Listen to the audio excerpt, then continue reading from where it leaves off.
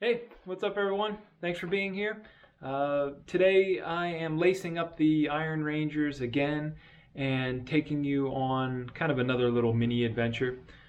Today we're going to go on a short hike that has a really beautiful payoff, a very beautiful view, and I'll also share a little bit of local history with you. It's kind of cool to see. So let's get going. If you're new to the channel, allow me to catch you up quickly here. I am taking this single pair of Red Wing Iron Ranger Hawthorne Muleskinner. This is the rough out leather. I'm taking these and posting videos on how they're breaking in, how the patina's building up, how the soles are holding up, really pretty much everything about this boot as it ages.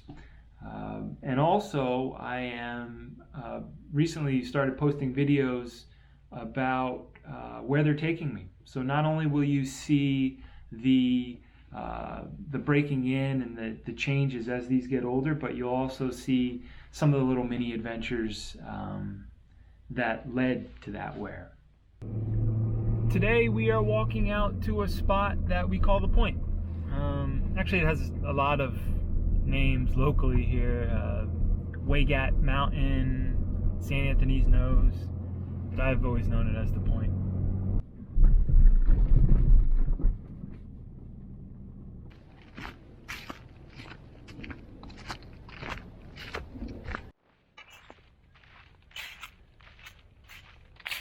I forgot about one of the names they call this place. This is Golub Park, dedicated to the sanctity of all life.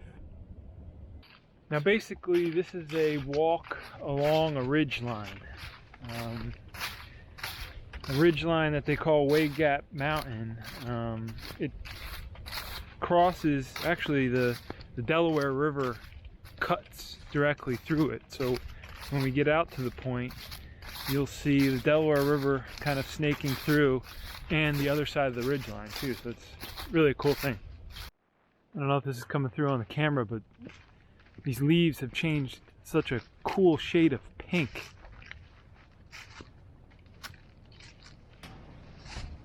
I don't know, does anybody know what variety of plant this is? Probably poison ivy. One of the really interesting parts about living in an old town is history and the perspective that it gives you. And I said we were walking out a ridge line here, but really the crest of the ridge is up there, and that's what we want to go check out. So let's go off the beaten path for a second and see what's at the top of the hill. This is not a very heavily traveled spot.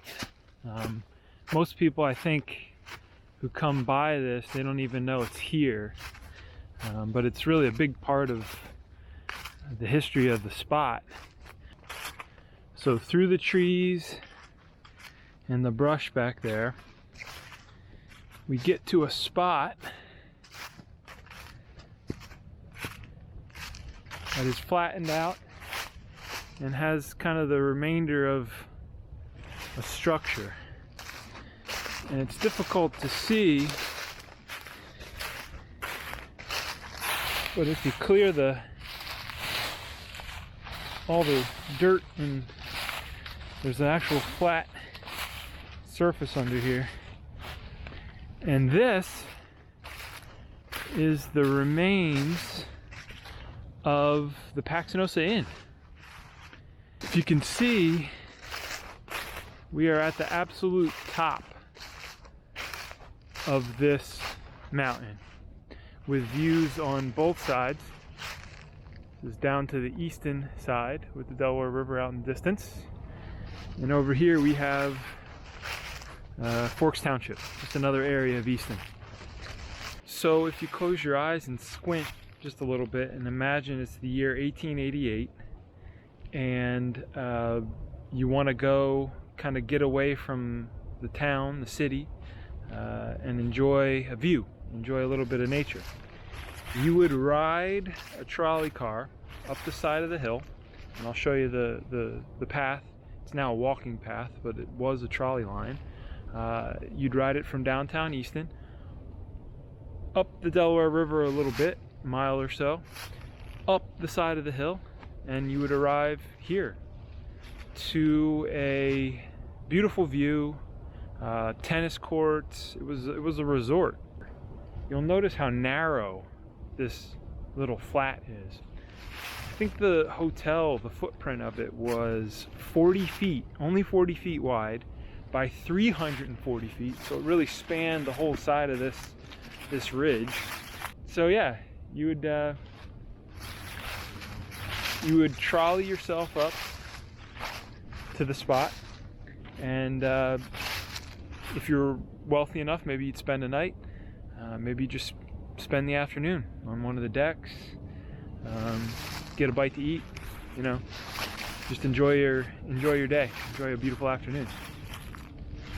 So the inn stood at this spot from 1888 to July 11th of 1905, and at which time it burned in a fire. It was an all-wood structure, so I'm sure it was a spectacular blaze, and could most likely, being at the top of this crest here, you could probably see it for 10-15 miles in every direction. They promptly rebuilt it, more of a brick structure this time. I think the word fireproof was thrown around, and that building also burned in 1931. So kind of a cool story, long forgotten. Like I said, if you didn't know it was here, you'd walk by it with no problem. You can see here's the concrete pad, or the walkway, and some of these structures. I don't know exactly what this area was. It looks like it turns into dirt, so I don't know if it's some kind of walkway into a porch or a patio or a deck.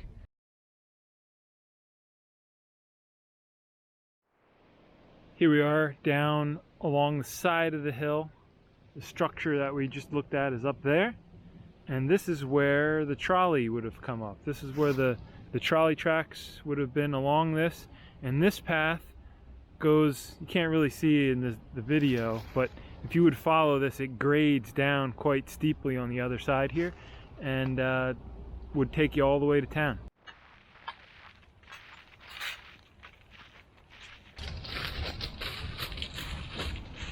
All right, now let's take a look and see what most people come for today. And actually, they probably were just as interested in this 100 years ago, but let's go check out the view.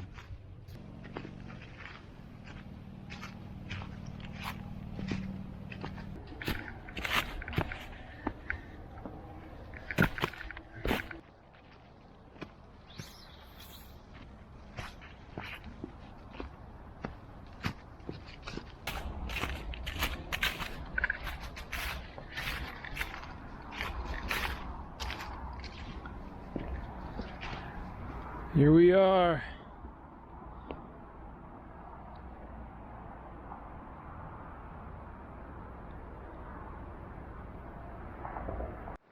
So this is it.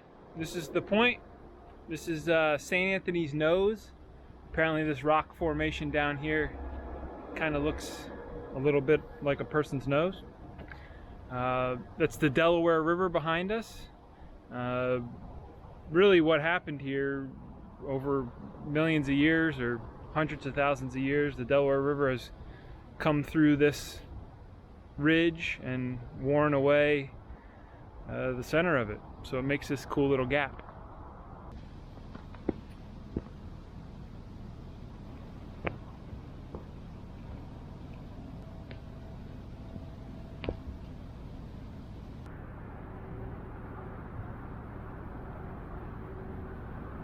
Thanks very much for coming along on the trip, and I'll see you soon.